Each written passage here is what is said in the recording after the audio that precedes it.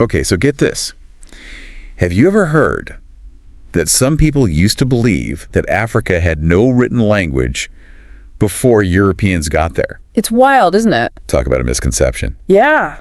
Today, we are diving deep into pre-colonial Africa, and we're going to be using Kwame Nkrumah's Africa Must Unite to guide us. Okay.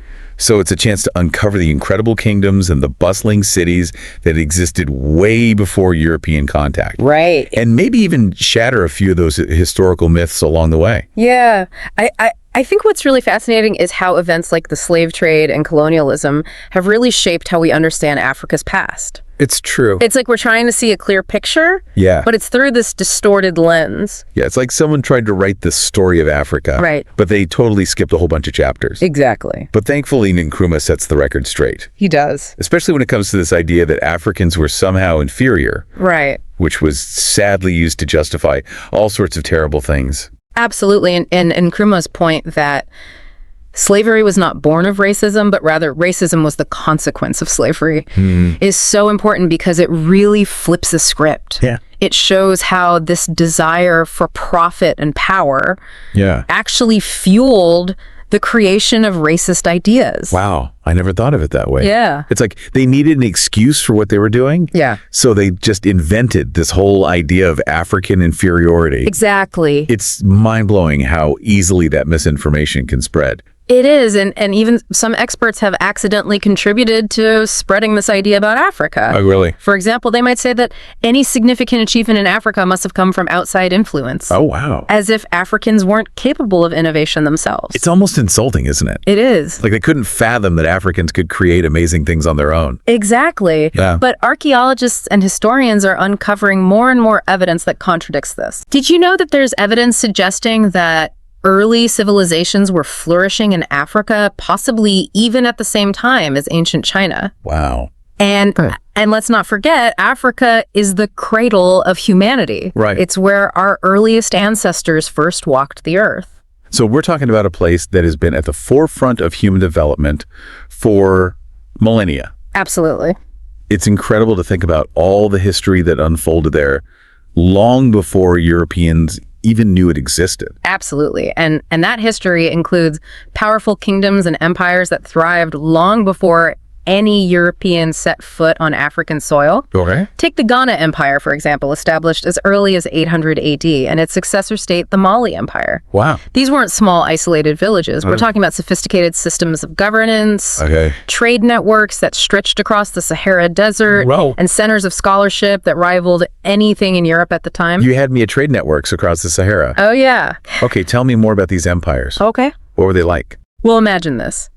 Timbuktu, a city in present-day Mali, was a major intellectual hub with libraries overflowing with manuscripts on everything, from astronomy and mathematics to medicine and Islamic law. It was a melting pot of cultures and ideas with scholars from all over the Muslim world, including Spain, coming to study and exchange knowledge. Wow, a bustling intellectual center in the heart of the Sahara Desert. Yes.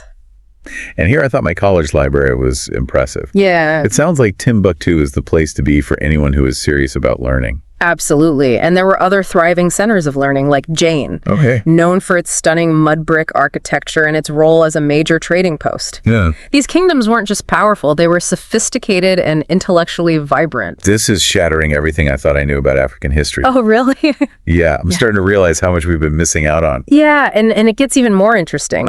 A 14th century traveler named Ibn Battuta actually visited Mali and described its people as just and abhorrent of injustice. Wow. He even said there was complete security in their country with no fear of robbers or violence. Wait, seriously?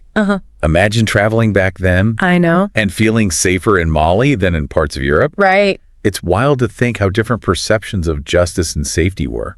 It really highlights the contrast between these thriving African societies and the state of Europe at the time, which was often plagued by conflict and instability. Okay, I have to know more. Okay. What happened when European explorers first encountered these thriving African cities? Sure. Did they have the same reaction as Ibn Battuta? Well, initially, it was a clash of two very different worlds. Yeah. When Portuguese explorers arrived on the East African coast in the late 15th century, they encountered bustling port cities that were, in some ways, even more advanced than their own. Hold on, you're telling me that European explorers were blown away by what they found in Africa? Yes. That's not the story I learned in school. It's true. Basil Davidson, a historian who specialized in African history, described these cities as incredibly sophisticated, with flourishing maritime trade in gold, iron, ivory. Wow. And even porcelain from China. Really? They were centers of commerce and knowledge, connected to vast networks that spanned the globe. So instead of finding uncivilized people, they encountered thriving cities that were part of a global trade network. Oh, right. That completely changes the narrative. It does, doesn't it? And there's this fantastic anecdote from Vasco da Gama's logbook where he describes encountering African dignitaries who were completely unimpressed by the gifts the Europeans offered. What? They were described as haughty. Oh, wow. And seemed to see right through the Europeans' attempts to impress them. That's amazing. It's like they were saying, we've got it all thanks, but no thanks for the trinkets. Exactly. Talk about a reality check for those European explorers. It sounds like they were dealing with societies that were confident and self-assured. Precisely, they weren't awestruck by these newcomers. They were meeting them on their own terms as equals. And I think that's a crucial detail to remember as we delve deeper into this period of history. Okay, I'm hooked. Yeah. This is already rewriting everything I thought I knew about Africa's past. But I have a feeling things are about to take a turn, aren't they? You're right. While these early interactions hinted at mutual respect, things were about to change drastically. The allure of wealth and resources, coupled with intense rivalries between European powers, would soon fuel a desire for control and domination. Leading to a much darker chapter in this story. Oh, man. I can already sense where this is going. We're about to enter the era of exploitation, aren't we? We are. But before we get there, I think it's important to pause. And really let the image of these thriving African societies sink in. They weren't waiting to be discovered by Europeans. They were already complex, sophisticated, and deeply connected to the wider world. A powerful image. It is. And one that I think a lot of people need to see. It's truly eye-opening. I agree. All right, so we've established that pre-colonial Africa was far more advanced than many people realize. But sadly, we know things took a dark turn. What happened after those initial encounters? Well, how did European intentions shift so drastically? Think of it like this. At first, it was like finding a new, exciting marketplace. Europeans were intrigued by the goods, the trade routes, the possibilities. But then that intrigue morphed into something much more sinister. The desire for wealth and power took over. And those initial partnerships began to feel more like threats to European dominance. The more Europeans learned about the wealth and resources of Africa, the more they wanted to control it, not just trade with it. Exactly. And that's where things get messy. Europe at the time was a hotbed of competition. Different countries were vying for power, for resources, for colonies. So when they saw the potential of Africa, it wasn't just about trading fairly. It became a race to stake their claim. To exploit what they could before someone else did. So it wasn't just about greed for resources. It was also fueled by political rivalries back in Europe. It's like they were playing a high-stakes game of chess, but using the African continent as their board. That's a great way to put it. And sadly, the people living in Africa became pawns in this game. European powers began to exploit existing divisions within African societies, pitting groups against each other to weaken resistance. Divide and conquer. Exactly. It's a tactic as old as time itself, isn't it? It is. But even with that strategy, surely African societies resisted. Of course. They had their own armies, their own defenses. They did, and bravely so. But there's another factor we need to consider. Technology. Europeans had a significant military advantage at the time, particularly when it came to firearms. So even if African armies were larger or more skilled, they were facing opponents with more powerful weapons. It's heartbreaking to think about how that imbalance of power paved the way for the transatlantic slave trade. It was a devastating turning point. The slave trade, which had existed in various forms before, was transformed into a massive industrialized system of human trafficking. Wow. Millions of Africans were forcibly removed from their homelands. It's hard to even imagine. Families torn apart, and their lives brutally exploited for profit. I can't even imagine the trauma and suffering inflicted on so many people. It's unimaginable. Nkrumah describes the impact as nothing short of catastrophic. Yes. With entire regions depopulated, social structures shattered, and economies crippled. It's a wound that continues to affect Africa in countless ways. Yeah. The loss of human potential, the cultural and societal damage, the economic setback. It's impossible to quantify the full extent of the harm caused by the slave trade. And if that wasn't enough, the scramble for Africa in the late 19th century further solidified European control over the continent. Absolutely. Driven by a combination of economic ambition, political competition, and a sense of imperial entitlement. European powers carved up Africa amongst themselves with zero regard for the existing boundaries, cultures, and political systems of the people living there. I remember learning about the Berlin Conference of 1884-85. Yes. Where the map of Africa was redrawn without a single African leader present. Exactly. It's a prime example of how European powers completely disregarded the sovereignty and self-determination of African people. It was as if they were playing a game of Risk with a whole continent oblivious to the real lives and complexities on the ground. Wow. And those arbitrarily drawn borders, which often split communities and lump together vastly different groups, have had lasting consequences. You see the echoes of that even today, right? Unfortunately, yes. With ethnic tensions, resource disputes, and political instability plaguing many parts of Africa. It's like the ghosts of colonialism are still haunting the continent. It's a stark reminder of how past injustices can have a ripple effect that continues to shape the present. It's true. We've gone from those early encounters where there was at least a glimmer of mutual respect to centuries of exploitation, horrors of the slave trade, and ultimately the complete colonization of Africa. It's a truly sobering narrative. It's a lot to process. It's hard to reconcile this image of a vibrant, sophisticated pre-colonial Africa with the brutal reality of what followed. It is. But even in the face of such overwhelming adversity, it's important to remember that African societies resisted every step of the way. There were countless acts of courage, rebellion, and resilience. So there was always a spirit of resistance. Always. A refusal to simply accept the fate that was being imposed upon them. Absolutely. From individual acts of defiance to organized movements and uprisings, Africans fought back against oppression and exploitation. Wow.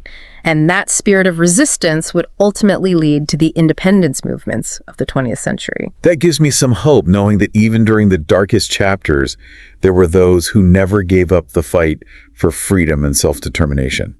It's a testament to the enduring strength and spirit of the African people. Yeah. But before we delve into those independence movements, I think it's crucial to step back and consider the implications of what we've learned so far. Okay, let's do that. We've covered a lot of ground, from the myths of African inferiority to the tragic reality of the slave trade and colonization. What does it all mean? Why does this history matter? Well, for one, it challenges us to rethink everything we thought we knew about history. By acknowledging the true depth and complexity of pre-colonial Africa, we can begin to deconstruct the Eurocentric narratives that have dominated our understanding of the past. So it's not just about adding a few missing chapters to the story of Africa. It's about questioning the entire narrative. Yes. Challenging the assumptions about progress and civilization that have often placed Europe at the center of everything. Precisely. And that leads us to some pretty thought-provoking questions. For example, how would the trajectory of African history have been different if the slave trade and colonialism hadn't occurred? That's a question that keeps coming back to me. Yes. What if those societies had been allowed to continue developing on their own terms? Right. What contributions might they have made to the world if they hadn't been subjected to centuries of exploitation and oppression?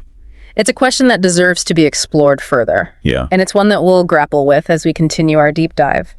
But for now, I think it's important to just sit with the weight of this history. Yeah. To acknowledge the injustice and the resilience, and to allow ourselves to imagine a different path. A path where the brilliance and potential of pre-colonial Africa were never extinguished. It's a lot to take in, but I'm ready to keep exploring. This has been a truly eye-opening journey so far, and I can't wait to see where it takes us next. Yeah, it really makes you think about all the different what could have been. It does. All the different possibilities. Yeah. The lost potential. Yeah. The innovations that maybe could have emerged if Africa's path hadn't been so drastically altered. It's true. It makes you question what we think we know about history. That's the power of digging deeper. Challenging those comfortable narratives that we've been taught. Right. It's like we've been looking at a map our whole lives with huge blank spaces and just assuming they were empty. Right. Only to discover entire civilizations thriving in those gaps. Exactly. And I think this deep dive has given us a glimpse of what those missing pieces of the map might look like. Yeah. We've seen evidence of complex societies, sophisticated trade networks, intellectual centers that were flourishing long before European contact. Makes you wonder what else is out there waiting to be discovered. I think that's the beauty of history. Yeah. It's an ongoing process of discovery, of challenging assumptions and piecing together a more complete and accurate understanding of the past.